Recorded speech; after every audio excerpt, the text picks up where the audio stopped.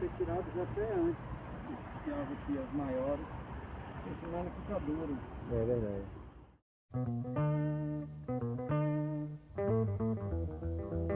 Céu em cima, céu embaixo. Estrelas em cima, estrelas embaixo. Tudo que está em cima, está embaixo também. Entende isto e rejubila-te. Esse é um ditado alquímico, que demonstra o interesse dos antigos praticantes desse estudo, a alquimia, na astronomia. Já há muito construímos uma forte relação com os astros no firmamento, observando-os.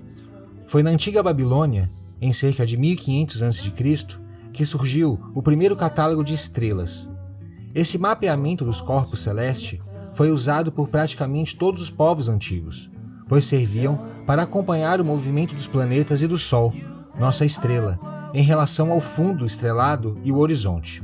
Aliás, o calendário comum da atualidade, o gregoriano, também é baseado no movimento do nosso planeta em relação à estrela mais próxima, o Sol, que é a fonte de praticamente toda a energia para a manutenção da vida em nosso planeta.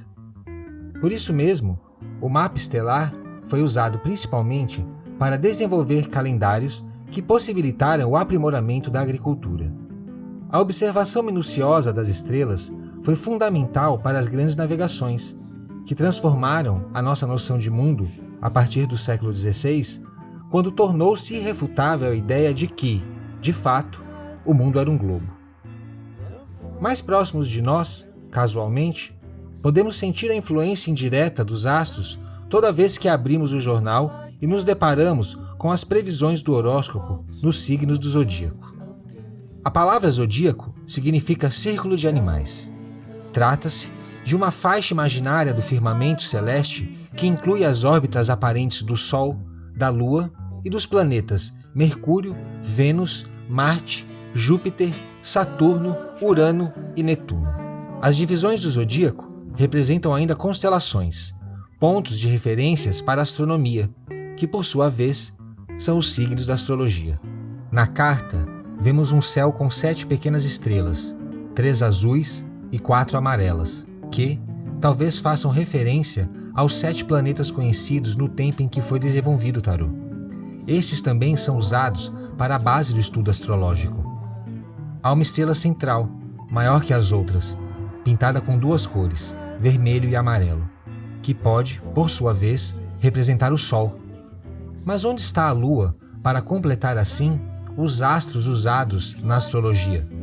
Ela pode ser observada na testa da mulher ajoelhada, destacada pelo laranja em uma das mechas de seus cabelos amarelos, reforçando sua relação com os princípios de ânima, que compõem a totalidade das qualidades psicológicas femininas inconscientes na psicologia analítica. A mulher, desnuda, carrega 2 jarras, semelhantes às da temperança. Nenhum dos recipientes derrama os líquidos amarelo em um rio. Do outro, na terra, despeja-os azul escuro. Observa-se que ao fundo existem 2 árvores na paisagem e que, em uma delas, há um pássaro preto. Nessa árvore, onde encontra-se a ave, podemos perceber frutos alaranjados, destacados na folhagem amarela. Pode ser que a moeda de ouro na mão do mago e os olhos amarelos da temperança tenham sido transformados nesses frutos, simbolizando não mais uma transformação no comportamento ou no espírito, mas no entorno e ambiente que se encontra a figura central representada pela mulher. A estrela pode simbolizar a ação de cuidar de um lugar, de um ambiente. Nos escritos de Zósimo de Panópolis, alquimista do século III, existe uma menção de que foram anjos caídos os responsáveis por ensinar os segredos da alquimia para mulheres que eles tomaram por esposas.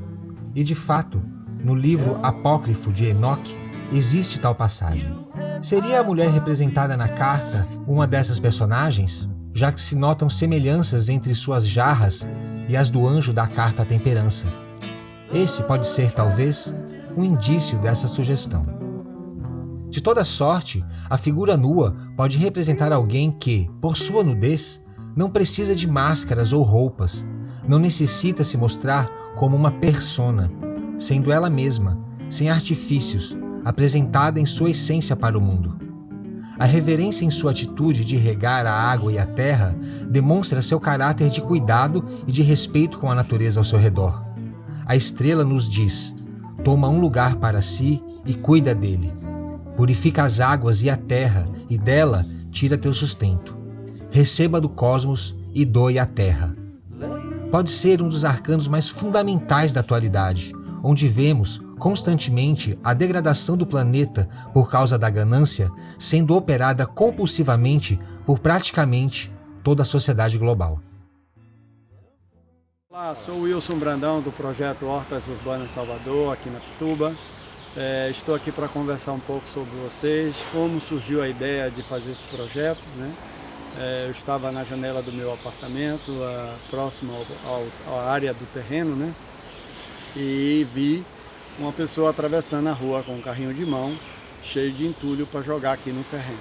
Então eu, nesse momento, decidi que algo tinha que ser feito. E comecei a pensar no que poderia ser feito, entendeu? Então pesquisei e tal, comecei a ver a questão das hortas urbanas na Europa e tal, e depois fui vendo que em São Paulo já tinha algumas, como a Horta da Coruja, a Horta da Saúde, e eu achei por bem fazer uma horta aqui comunitária, né, totalmente solidária, e foi essa a minha ideia. Então, de mudar esse ambiente que a gente tinha aqui, que era um depósito de lixo, né, como eu digo, ressignificar espaços urbanos, dar um novo significado a esses espaços, transformando eles em uma área de produção de alimentos para ajudar as pessoas que precisam. Essa foi minha ideia, está sendo o meu propósito, o meu objetivo. E hoje o projeto tomou mais dimensões, né? Hoje nós temos um trabalho ligado à questão ambiental, à questão de saúde alimentar, à questão educacional com crianças e escolas infantis, né? Então é isso, o projeto está sendo isso, né? Produzindo alimentos, daqui já tiramos 3.200 quilos de alimentos, 3.200 quilos de alimentos para doação à Casa de Idosos Carentes de Salvador. É um trabalho totalmente voluntário, fica aberto o convite para quem quiser ser voluntário desse projeto. E temos outras coisas para fazer ainda no projeto, temos muita coisa para desenvolver. E eu conto com a ajuda de todos que puder vir e participar junto com a gente na criação desse projeto, no desenvolvimento dele, e que ele se torne multiplicador dentro da cidade de Salvador, né? E que as pessoas comecem a se influenciar por ele, se motivar a fazer o mesmo, né? E cuidar da cidade de uma maneira mais justa, mais limpa, né? E criando mais consciência, né, sobre a questão ambiental.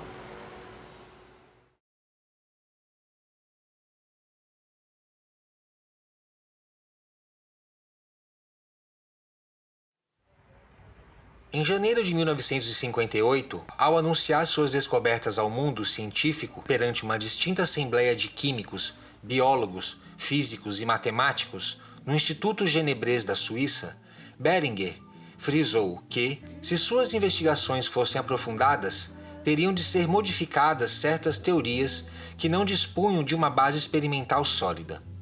Essa abordagem, ainda cautelosa, consoante as normas da ciência, tornou-se mais explícita numa entrevista dada por Behringer em 1959 à Science at View. Meus resultados parecem impossíveis, disse, mas aí estão eles. Repeti as experiências várias vezes, fiz milhares de análises durante anos. Expus meu trabalho à verificação de outros que ignoravam minhas intenções exatas. Usei diversos métodos e diferentes itens, mas não há outra alternativa.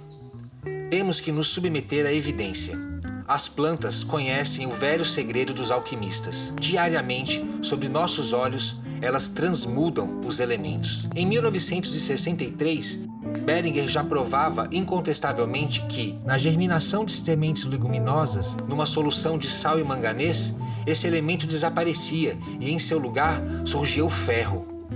Tentando esmiuçar o assunto, descobriu que uma trama complexa de fatores parecia entrar em causa, como o tempo de germinação das sementes, o tipo de luz envolvida e mesmo a fase exata da Lua. Para compreender a importância do trabalho de Beringer, convém ter em mente que a ciência nuclear afirma que, a fim de formar estabilidade dos elementos, são necessárias energias de fixação tão gigantescas que os alquimistas, incapazes de produzir e dirigir tais energias, nunca poderiam transmudar um elemento em outro, como apregoavam. No entanto, as plantas fazem isso continuamente, de um modo desconhecido pela ciência e sem recorrerem aos modernos desintegradores de átomos.